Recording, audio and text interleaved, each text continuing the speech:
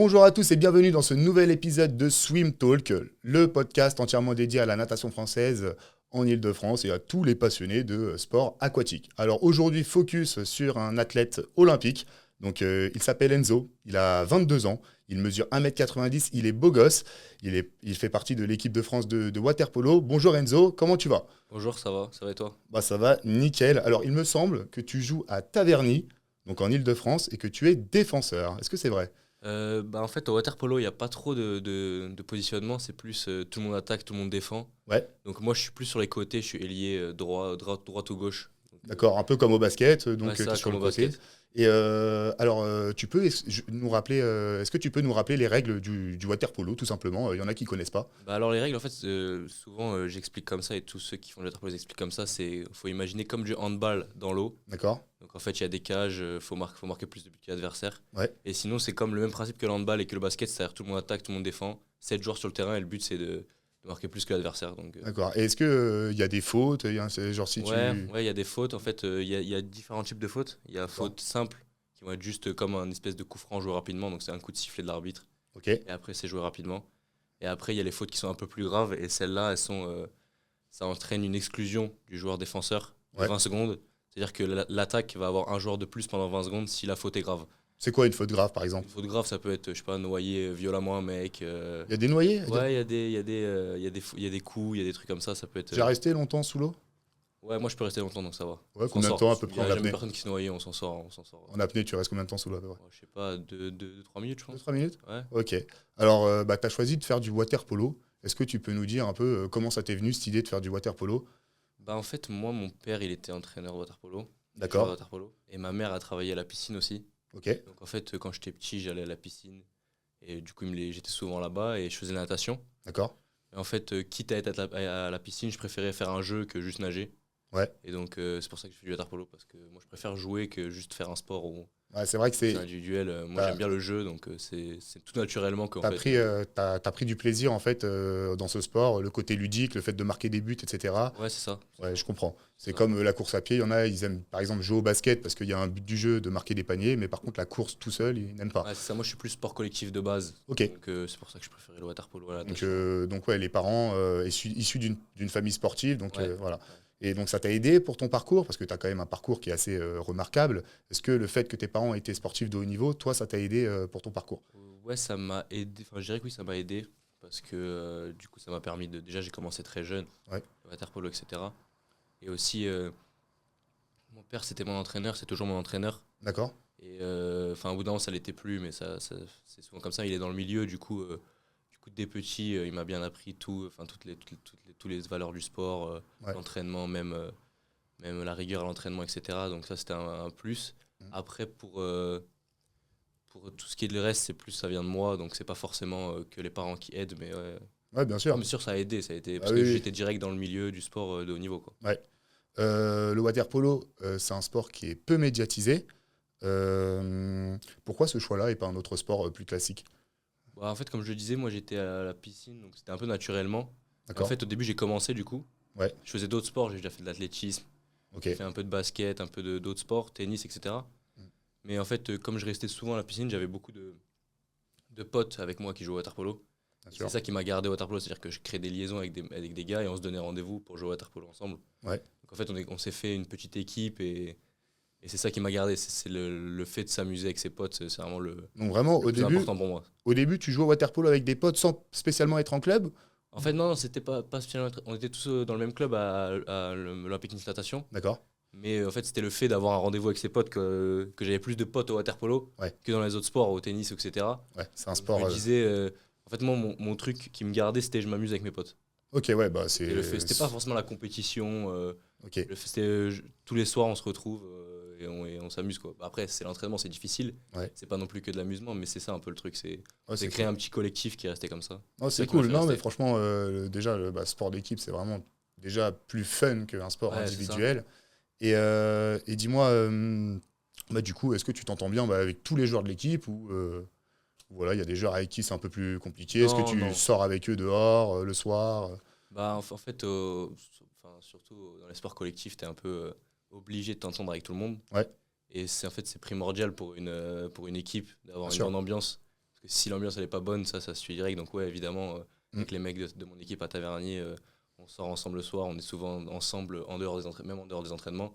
Et c'est tous mes potes, même s'il y en a qui sont pas français, c'est des bons amis. Donc, Bien sûr, ok. Alors Enzo, on va revenir sur ton parcours. Est-ce que tu peux nous dire exactement les compétitions que tu as fait, comment tu en es arrivé jusque-là? Ça nous intéresse. alors moi, tout d'abord, je suis né à Saint-Jean-d'Angély, en D'accord. Charente-Maritime, et après j'ai vite bougé à Nice. Mon père a été entraîné à l'équipe de Nice, donc j'ai bougé avec lui à l'âge de 6-7 ans. Ok. Donc, c'est là-bas que j'ai vraiment commencé vraiment le water polo. Jusqu'à mes 18 ans, j'ai joué à Nice. Donc j'ai fait toutes les catégories jeunes Ok. à Nice. Et j'ai même joué en élite à partir de 16-17 ans. J'ai commencé à m'entraîner avec l'équipe A. Ouais.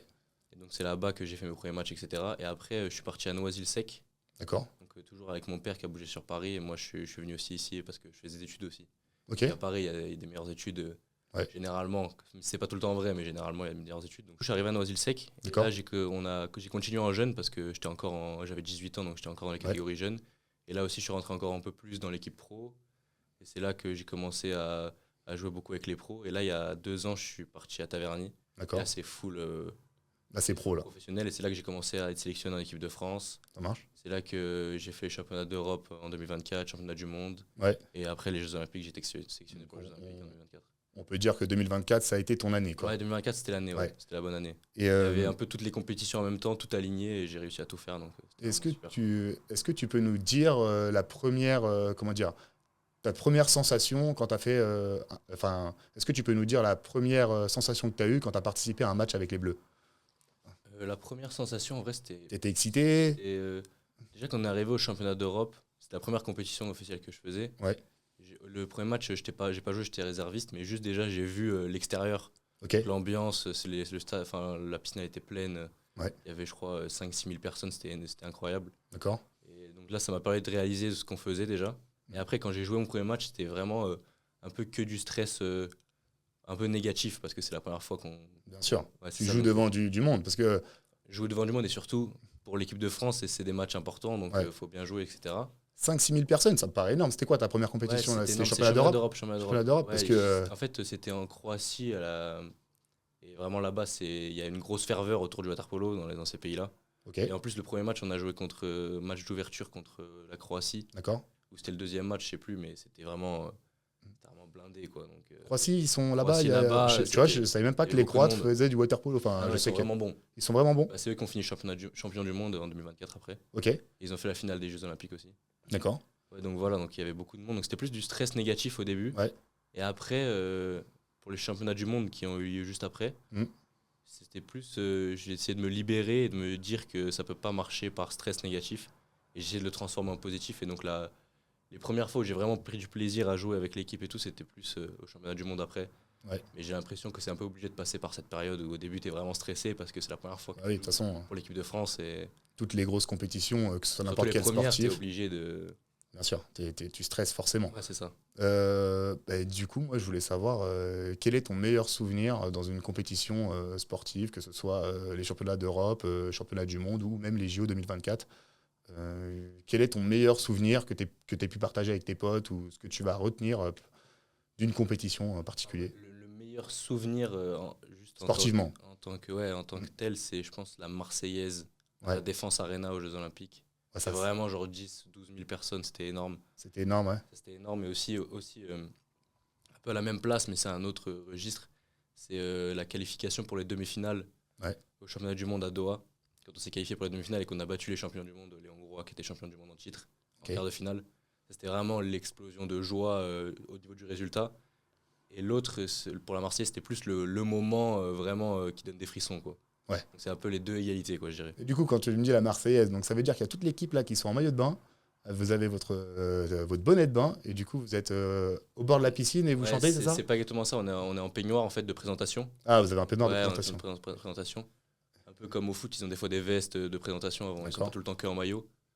Et donc voilà, on est en veste de présentation, aligné devant les gradins, quoi. Et là, il y a tout le Ouais. monde qui chante. En plus, comme c'est fermé, Ouais, t'as ça toujours résonne. l'impression qu'il y a plus de personnes que quand c'est ouvert. Bien sûr. Donc là, c'était ressenti vraiment, j'avais l'impression qu'il y avait 2 millions de personnes dans la piscine. Ah, c'est ouf, ça c'était ouf. vraiment ça devait être fou. Ça devait être fou. Bah justement, comment toi tu as vécu ces JO 2024? Comment tu les as vécus? Bah, en fait, c'était une première expérience et il y avait un coéquipier de l'équipe de France qui a dit une belle analogie pour décrire Ouais. quand tu arrives la première fois au jeu. Et je trouve que c'est vraiment intéressant, c'est que quand tu arrives au jeu, pour la première fois, c'est comme quand tu arrives à Disneyland la première fois un peu. Ok. Tu découvres, tu as les yeux un peu ébahis, écartés, tu découvres un peu tout, tu as envie de tout visiter, tu as envie de tout voir. Mm. Et donc le premier soir, c'est un peu ce que j'ai fait. Je suis arrivé, on a visité le village avec un pote de l'équipe. On était les T'as deux vu. plus jeunes, on a visité tout. T'as C'est un peu rencontré. le choc, quoi. On visite, on a un peu les yeux pleins de paillettes. Ouais. Et après, la compétition, pour nous, c'est un peu un mauvais résultat, entre guillemets, même si c'est pas vraiment catastrophique. Tu peux nous redire un peu En fait, on a fini 10e, on D'accord. n'a pas été qualifié pour les quarts de finale. Ouais. Sachant qu'en fait, on avait pour objectif d'avoir une médaille, mais c'était dans la suite de la 4e position au championnat du monde. On avait vraiment fait un bel exploit. Ouais. Et donc, c'est dur de réitérer l'exploit et on n'a pas réussi à le faire. Donc, c'est une déception, mais c'est pas vraiment mauvais résultat parce qu'on ne faisait pas partie des favoris. Mais c'est toujours décevant parce qu'on est à la maison, etc. Mais j'en garde un bon souvenir quand même parce que c'est quand même incroyable d'avoir les jeux à la maison, surtout à Paris. Et du coup, tu penses pouvoir faire les JO 2028? En tout cas, c'est l'objectif à Los Angeles? Ouais, l'objectif de l'équipe de France, c'est de se qualifier pour les Jeux Olympiques 2028 et d'y aller pour une médaille. Là, on est reparti sur un cycle de 4 ans avec une nouvelle équipe. Ouais, ok. Donc, plus tous les mêmes joueurs, vraiment une nouvelle génération qui arrive. Une équipe un peu plus jeune, du coup. Ouais, vraiment, c'est cool. Tous ceux de mon âge qui arrivent. Tu m'as parlé du village olympique. Tu m'as dit que c'était super grand, super beau. Je ne sais pas si tu as vu tourner sur les réseaux sociaux, il y a un influenceur qui mangeait des donuts et qui a percé. Ouais, je voulais savoir, est-ce que les donuts sont vraiment bons? Alors moi, non, c'était pas les donuts, c'était les muffins c'est les chocolat. Muffins, oui, les muffins au chocolat. Et moi, j'aime pas le chocolat en fait. T'aimes pas le chocolat? J'ai jamais pris les muffins, donc je peux pas vous dire. T'aimes pas les muffins au chocolat? Ce que j'ai entendu, c'est pas mal. Parce que je voyais des mecs de mon équipe qui en prenaient des muffins au chocolat. D'accord. Donc ce que j'ai entendu, c'était pas mal. Mais moi, j'aime pas trop les muffins au chocolat, donc j'en ai pas pris en fait. Et dans l'ensemble, je peux pas vous confirmer l'info ou pas. Et dans l'ensemble, comment dire, entre le logement, la bouffe, t'es content franchement des JO? Ouais, franchement, c'était bien. Après, il y a eu des plaintes sur le lit parce que les lits en carton, etc. C'était un peu la polémique qui a fait le tour. Moi, je trouvais que ça allait, que c'était bien, que le logement c'était pas mal. Ouais. Que la cantine a été incroyable. Donc, franchement, tout était bien. Après, moi, c'était la première fois, donc peut-être que c'était l'effet de la première fois. Ouais. Mais moi, je trouvais que c'était vraiment... T'as fait des soirées avec les athlètes? Ouais. Après, quand la compétition s'est terminée, on a fait un peu de soirées, on s'est un peu amusé. Sur Paris un peu. Ouais, au Club France, on a essayé de profiter, etc. Ah, c'est cool. Ouais. C'est cool. Et t'as rencontré qui comme grand sportif que tu rêvais de rencontrer? Il y en avait plein. T'as discuté? Discuter, non, mais on voyait passer des Léon Marchand, il y a même Zidane une fois qui est venu, Tony Parker. Super. On a beaucoup discuté avec notre équipe, avec Jackson Richardson, l'ancien joueur de handball. Ouais, bien sûr. Il était chef de la délégation française. Ok. Et donc, du coup, on a beaucoup discuté avec lui et ça, c'était vraiment bien aussi. Ah, c'est cool. Ouais, on a vraiment vu des vraies légendes du sport français, même pas que français. Parce que vraiment, quand on se balade dans le village, on voit vraiment des Nadal qui passent, des trucs comme ça. Ouais, ça doit être. C'est incroyable. Mais si on parle que de français, c'était vraiment une belle expérience de voir toutes ces légendes du sport français quand même. Ouais, bon, ça reste, c'est les JO en même temps. Ouais. C'est la plus belle. La réunion de tout le monde, quoi. C'est ça. Je reviens dans ton équipe. Donc toi, tu as que 22 ans, donc tu es un peu le plus jeune de l'équipe. Comment réagissent tes copains quand toi, par exemple, tu leur proposes des améliorations pour améliorer des trucs au sein de l'équipe? Est-ce qu'ils t'écoutent? Est-ce que, vu que tu es le plus jeune, est-ce qu'ils t'écoutent? En fait, ouais, en équipe de France, je suis le plus jeune. Ouais. Maintenant, je suis plus le plus jeune cette année, à partir de cette année. Parce que, comme j'ai dit, avec la nouvelle génération qui arrive, c'est que des mecs de mon âge et tout. Mais l'année dernière, quand j'ai fait les Jeux Olympiques, j'étais le plus jeune. D'accord.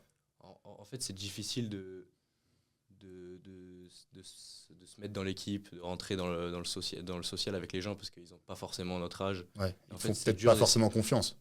Ouais, aussi au début, c'est sûr. Ouais. Il faut essayer de trouver des points communs avec les gens, essayer de discuter. Moi, j'essayais pas trop de rester sur le recul et de ne pas parler du tout. J'essayais de discuter, de mettre dans la discussion. Et c'est ça qui fait qu'au fur et à mesure, tu rentres au plus dans l'équipe, quoi. Okay, et après, cette année, c'est différent parce que c'est vraiment la nouvelle génération. Donc ça, c'est plus des gens de ma génération qui viennent.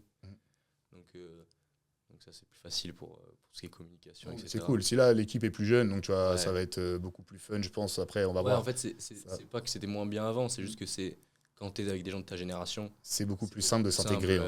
Voilà. Ok. Alors, c'est quoi pour toi le plus gros levier d'évolution? La tactile, le mental ou la gestion de la pression? En fait, ça dépend qualité des joueurs, je trouve. Ok. En fait, ça dépend parce qu'il y a des joueurs qui vont être très forts dans la gestion de la pression, comme de ce que tu as dit, dans la tactique, la compréhension tactique, la force physique, la technique. Et en fait, ça dépend ce que toi, tu es fort de base. Il y a vraiment tout qui permet d'accéder au haut niveau, quoi. Après, il faut forcément débloquer être bon tactiquement, être bon techniquement, être bon sur le mental, résister à la pression, il faut être bon sur tout.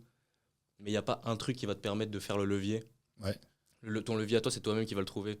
C'est-à-dire qu'il faut réussir à identifier tes qualités et à montrer ces qualités. Et si ces qualités elles sont au-dessus de la moyenne, c'est ça qui va te faire passer le levier. Et après, tu vas augmenter les autres compétences. Et toi, c'est intéressant que tu me parles de qualité. C'est quoi tes qualités qui font de toi un bon joueur de water-polo? Moi, mes qualités, c'est que je nage bien, je nage vite, Ok. je peux nager longtemps et j'ai une assez bonne vision de jeu. Ok. Tout ce qui est Feinte. passe, organisation du jeu, tactique, etc. Ouais. Mes points faibles, c'est plus le physique et tout. Donc, c'est pour ça que je dis que c'est pas obligatoirement, il faut faire ça pour être joueur de niveau water-polo. Parce que moi, quand je suis arrivé en équipe de France, je faisais genre 1m90 et je faisais 74 kilos. Ouais, voilà, c'est fini ce temps-là. Là, t'es un bon bébé. C'est fini ce temps-là. Ouais. J'ai bien pris encore, mais c'est pour dire qu'on peut faire sans forcément être à toutes les compétences au maximum. Il faut avoir son truc. Mon truc, c'était plus la natation et le jeu, l'esprit du jeu. Et du coup, tu nages. T'es l'un des nageurs qui nage le plus vite dans l'équipe? En équipe ça de nage France, vite, ouais, ça nage vite. Ouais. Mais moi, je pense que j'étais parmi les meilleurs en natation. Ok. Je pense que j'étais pas le meilleur, mais j'étais parmi les meilleurs. Ouais. Et vous faites des entraînements de water-polo, mais est-ce que vous faites aussi des entraînements où vous faites que de nager? Ouais, vous faites comment? Souvent. Tu peux nous dire une semaine type à peu près, c'est quoi? Quand on est, on va dire, en stage, l'équipe de France, c'est souvent plus intensif que quand on est en club. Bien sûr. Parce qu'en club, il y a le championnat, il y a match tous les week-ends, donc on peut pas se permettre d'être mort le week-end, quoi. Alors quand on est en stage, l'équipe de France, on prépare une échéance, que ce soit le championnat du monde, les Jeux Olympiques. Donc quand on est dans cette configuration-là, ça peut être 1h30 de natation le matin, après 30 minutes de water-polo et le soir que water-polo. En fait, ça peut être différentes configurations, mais il y a toujours de la natation dedans. C'est toujours avec des blocs. Nous, en équipe de France, on a un entraîneur spécifique natation. D'accord. Et spécifique aquatique natation. Donc lui, nous faisait des vrais blocs de nageurs sur le tableau avec les différentes choses, etc. C'est pas juste, faites ça et faites 10 fois 200 et voilà, c'est fini. C'est vraiment bien travaillé avec un vrai entraîneur natation qui est exprès pour ça. Et c'est hyper important parce que c'est comme si les joueurs de foot, ils couraient pas, quoi. C'est comme si c'est obligatoire. C'est la base du sport. Généralement, les joueurs de water-polo n'aiment pas trop nager parce que c'est un peu chiant. C'est comme les joueurs de foot qui n'aiment pas trop courir, faire les entraînements où tu fais que courir, c'est un peu chiant. T'aimes bien la course à pied, toi? Généralement, les mecs dans l'eau, pas trop. Pas trop. J'aime pas trop la natation non plus. En fait, je suis bon en natation. Pas trop la natation, ouais. Les entraînements de natation pour les joueurs de water-polo, c'est pas vraiment. T'aimes bien un peu mieux, on aime bien quand il y a le jeu, quoi. Ouais, c'est ça. Okay. C'est un peu partout dans tous les sports, je pense. Si tu demandes à un basketteur de faire 1h30 de suicide où il fait le tour du terrain comme ça, il va dire vas-y. Ouais, tu t'y connais, hein. Ouais. C'est bien. Je m'y connais un peu en sport. Ouais, tu t'y connais un peu, suicide et tout. Ok. Qu'est-ce que je voulais dire? Tu penses avoir l'âge pour être un leader dans une équipe nationale? Je pense que c'est pas une question d'âge, en fait. Parce que le meilleur joueur de l'équipe de France actuellement, c'est Thomas Verneau, c'est un joueur qui joue à Marseille. Et il a 23 ans, donc un an de plus que moi. Et l'année dernière, c'était déjà le leader de l'équipe de France. Un des leaders de l'équipe de France. 23 ans, c'est un an de plus que toi, en soi. C'est ça, donc en fait, c'est pas une question d'âge. C'est une question de niveau actuel. Moi, je pense qu'à mon niveau actuel, je sais pas si j'ai les qualités pour être vraiment leader de l'équipe de France maintenant. Mais après, je sais que moi, j'ai envie de de progresser pour atteindre ce but-là. En fait, c'est par étapes. Bien sûr, ça va prendre du temps. Bien sûr, c'est une volonté de ma part. Mais après, c'est... Justement, là, tu me parles d'objectifs, de volonté. Tu te vois où, toi, après, peut-être dans 5 ans ou tu veux continuer le water-polo? Tu veux en faire toute ta vie ou tu as quelque chose aussi à côté? Non, moi, en fait, je fais des études à côté aussi. Tu fais quoi? Je suis à Sorbonne, à Paris. Ok. En informatique. Je suis en 3e année d'informatique, licence d'informatique. Ouais. L'année prochaine, je passe en master. J'ai envie de continuer en master. En fait, j'ai envie de faire ce qui me plaît au moment présent. C'est-à-dire que, oui, bien sûr que j'imagine ma vie faire du water-polo, faire ma carrière de poloiste, quoi. Ouais. J'imagine qu'elle va continuer le plus longtemps possible.